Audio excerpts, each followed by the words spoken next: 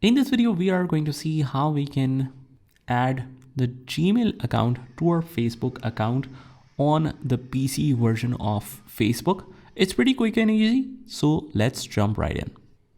First of all, we will open up the top right hand corner and click on the account menu. And from here, we will choose settings, click on that and click on the settings again. Now from here, we will click on the account center option, click on see more in account center. And from here, we will see profiles and personal details here. And from here, if we scroll down, we will see this personal details option, click on that. And for example, if we want to add another email, we click on add a new contact and click on add email address. Now, once we click on that, we will write the email that we want to add. Make sure you have the access to it. And it says choose account for this email address. So we want to add it only to the Facebook. We'll click on next. Make sure it's not already added. And then if you already have an access to that email, it will send you a verification code.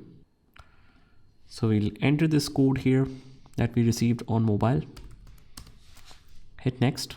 And now you have added your email address to the account selected successfully. Click close. And if you click on contacts info, you will see your new email is added right here. So that's about it. I hope you found this video helpful, and if you did, hit the like button and subscribe to our channel, and I will see you in the next one.